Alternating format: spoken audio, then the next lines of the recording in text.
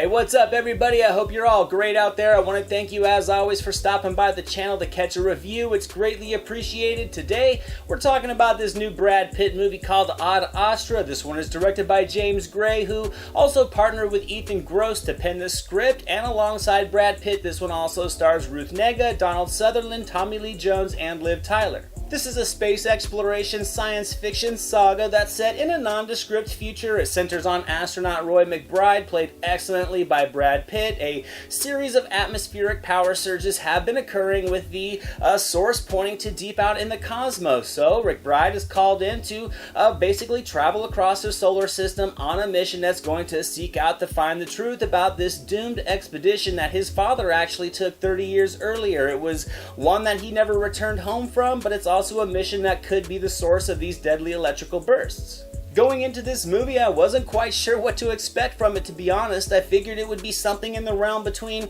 maybe an Apollo 13 and Gravity, which, yes, is a very large gap in the genre, but the trailers didn't really reveal too much about this thing plot-wise, and I really did enjoy that element of the unknown that surrounded this movie when going in, and it turns out it was a much different film than I was expecting, and it was all for the better, as this movie really did steer away from the current, more traditional means of filmmaking in the genre. And yes, this movie's not going to be for everybody. It's a little bit slow paced, but what it created is able to make it stand out for its artistic approach, and I gotta say, I loved it. This movie accomplished feeling like an epic. It was able to take me deep out into the universe like I had never been before. The story was told first with impressive visuals that were actually complemented by the dialogue. The direction from Gray was simply put pristine, and at times it really showed strong inspirations of Stanley Kubrick and Terrence Malick. The use of silent imagery is able to capture various waves of needed intensity, and it was just a beautifully crafted movie. Gray uses routine, lingering close-ups paired with narration from Pitt that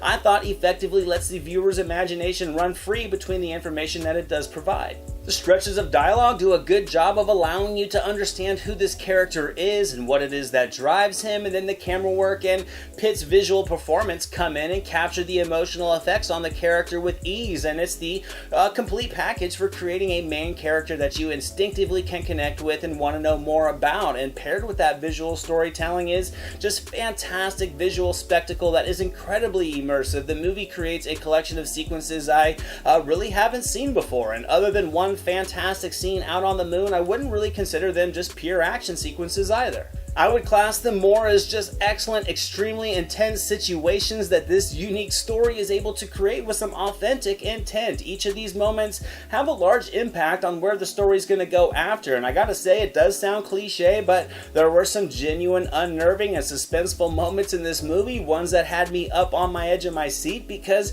the visuals really do pull you into the situations with Pitt's character through a variety of different camera techniques that I thought all blended together just beautifully. And it's got some awesome music from Max Richter and just fantastic sound design overall that really adds a somber and ominous atmosphere to the film, and it perfectly just heightens the emotional beats throughout the progression of McBride's space mission. I don't think there's any doubt that Brad Pitt was everything this movie needed and more. He was phenomenal in this role. He poured a ton of emotional effort into this performance with a lot of lingering close-up shots that were free of dialogue. I thought Pitt was able to convey so much through just his physical mannerisms and just a passion and energy in his eyes. I would never say that Brad Pitt has mailed in a performance, but this really was a return to form for him as a leading man, not in a film that's really going to just fit into a genre to sell tickets, but an immensely dramatic film that can really hold its own come award season. This was A-list Brad Pitt doing what he has shown he can do in the past, that being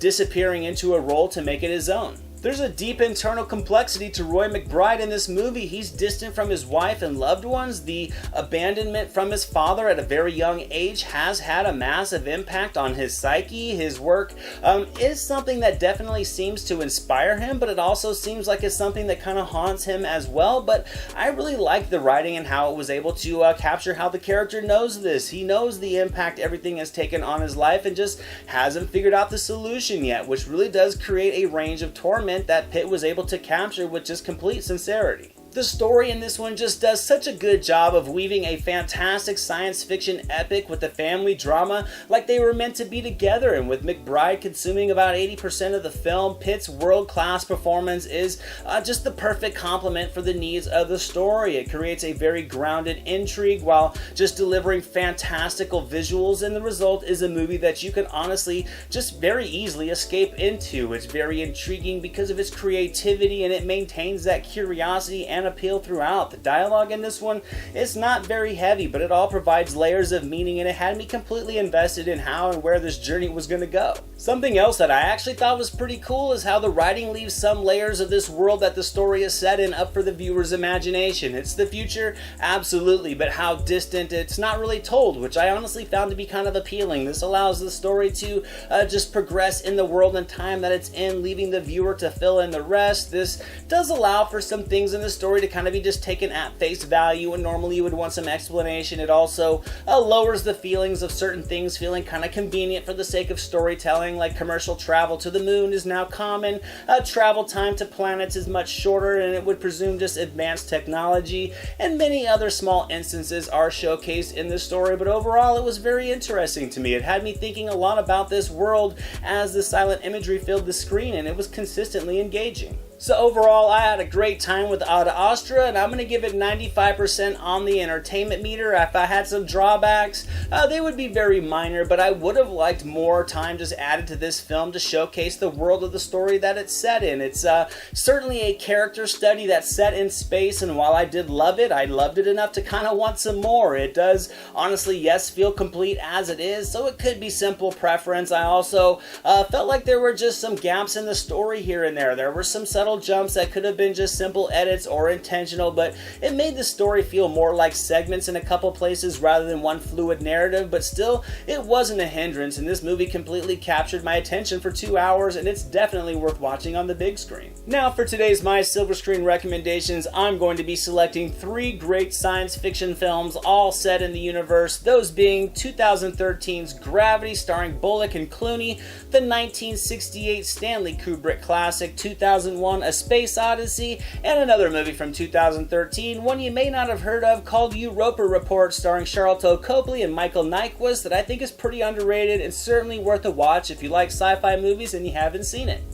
Thank you so much for watching this video, guys. I hope you enjoyed it. If you did, drop it a thumbs up, leave a comment below. I'd love to talk movies with you guys. Share it with your friends, and without question, hit that subscribe button and the notification bell so you can never miss a video. Here are some links to some recent reviews just in case you missed them. All my social media links and the link to our official website are down in the description below, and I'll catch you next time.